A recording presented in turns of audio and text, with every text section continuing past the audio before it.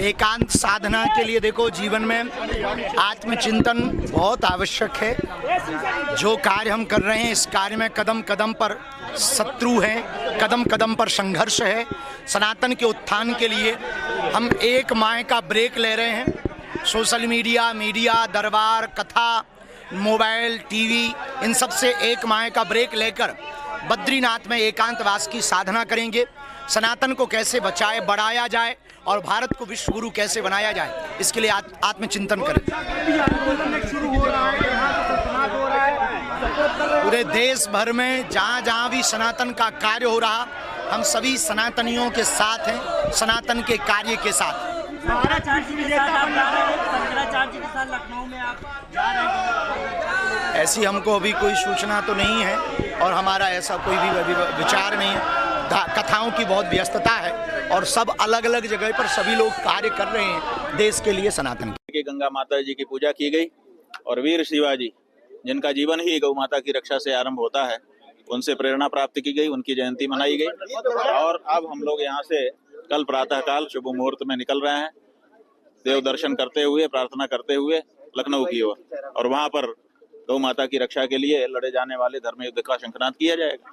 Deputy CM ने कहा कि परमिशन प्रशासन का काम है, परमिशन से हमारा कोई लेना देना नहीं है, तो परमिशन को लेकर अभी क्या स्थिति है महाराज? ऐसा है कि बिल्कुल ठीक कहा उन्होंने, परमिशन देना वो मुख्यमंत्री और मुख्यमंत्री का काम नहीं है, वो वहाँ के प्रशासन का काम है। हम लोगों ने फरवरी 21 को ही आवेदन कर दिया है कि हमें ऐसा कार्यक्रम करना है, इसके लिए परमिशन दीजिए।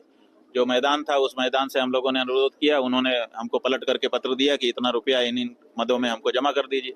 वो भी हम लोगों ने जमा कर दिया है, जहाँ जहाँ की जो फीस थी वो भी जमा कर दी गई है।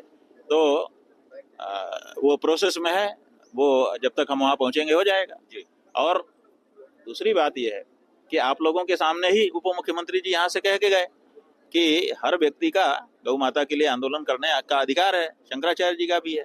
और उन्होंने ये भी कहा कि वो आएंगे तो हम स्वागत करेंगे, तो बिना अनुमति के स्वागत हो जाएगा। और जो प्रशासन होता है वो शासन की मंशा को देख करके चलता है।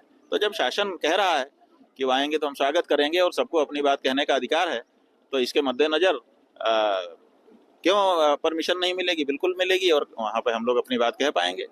बागेश्वर धाम जी कह रहे हैं कि अभी तक विद्या मठ से कोई उनको आमंत्रण नहीं मिला। बात यह है कि आमंत्रण हमने किसी को नहीं दिया है, यही तो हम देखना चाहते हैं कि गौ माता के लिए कौन कौन कहाँ कहाँ खड़ा है। तो लेकिन अगर उनके मन में ये बात है कि आमंत्रण होता तो हम आते, तो आपके माध्यम से TV9 डिजिटल के माध्यम से और दूसरे चैनलों के माध्यम से हम उनको आमंत्रित कर रहे हैं कि सादर, हे धीरेन्द्र शास्त्री जी, आप आइए। आप ये चाहते भी थे, आपके पहले भी वक्तव्य आए थे कि हम सबको एक होना चाहिए, तो गौ माता के लिए हम सब एक होकर के खड़े हो जाएं और गौ माता की रक्षा की आवाज को बुलंद करें। तो आपका स्वागत है, आप आइए। 7 मार्च को क्या कार्यक्रम होगा, कितने बजे रवाना होंगे महाराज? ऐसा है कि कल ही 7 मार्च है, शीतला सप्तमी आज है, कल अष्टमी नहीं, अभी तो अष्टमी दूर है। तो हम लोग यहाँ से प्रातः 8:30 बजे प्रस्थान करेंगे। पहले चिंतामणि गणेश जी जाएंगे, फिर संकट मोचन हनुमान जी जाएंगे और वहाँ से आगे निकल जाएंगे जी। तो अभी तक क्या लग रहा है महाराज जी, कितने लोगों का समर्थन मिल रहा है गौ रक्षा को लेकर? ऐसा है कि हम ये सब नहीं गिन रहे हैं, हम तो ये जानते हैं कि जिसके मन में गौ माता की रक्षा की प्रबल भावना होगी वो काम धाम छोड़ करके आएगा और खड़ा होगा। अब वहीं देखेंगे कि कितने खड़े हो रहे हैं, है ना। हमारा कोई संगठन नहीं है कि हमने सब जगह गाड़ियां लगा दी हों और पूरी के पैकेट बंटवा दिए हों कि ये गाड़ी खड़ी है और ये पैकेट है और ये साड़ी है, चले आओ।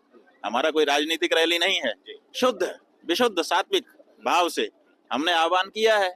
अब उसमें जो बहुत मजबूर होगा वो हमारे पास संदेश भेजेगा कि हम तो आना तो चाहते थे लेकिन नहीं आ पाए, तो उसको हम नंबर 2 की कैटेगरी में रखेंगे। और जो काम धाम छोड़ के आके खड़ा हो जाएगा उसको नंबर 1 में रखेंगे। और जो चुप रह जाएगा, ना कारण बताएगा और ना आएगा, समझ लो जी। ये गौ रक्षा को लेकर करपात्री जी की एक शपथ थी, क्या थी महाराज जी? आप कह रहे हैं गाँव गाँव। ऐसा है कि करपात्री जी महाराज और हमारे पूर्व पुरुषों ने, असल में जो हिंदू होता है वो पहले ही शपथ ले लेता है गौ माता की रक्षा की। हमारे यहाँ रक्षा एक धर्म है और उसमें भी सबसे पहली रक्षा गौ माता की रक्षा है, उसके बाद अपनी माँ बहन की रक्षा है। ये 2 रक्षा तो हर हिंदू को करनी ही पड़ती है, और बाकी भी कोई निर्बल हो, उसको सताया जा रहा हो, तो उसकी रक्षा करना भी हिंदू का कर्तव्य होता है। तो सबसे पहले हम लोग गौ माता की रक्षा करते हैं। इसीलिए हमारी जो सबसे यूनिवर्सल पहचान है, सार्वभौमिक पहचान है, वो गोत्र है। आप किसी देश में चले जाइए, भारत में उत्तर दक्षिण पूर्व पश्चिम कहीं चले जाइए, कोई जाति कोई बिरादरी, उनसे पूछिए तुम हिंदू हो, कहेगा हाँ। तो आप पूछिए तुम्हारा क्या गोत्र है, तो अपना गोत्र बताएगा।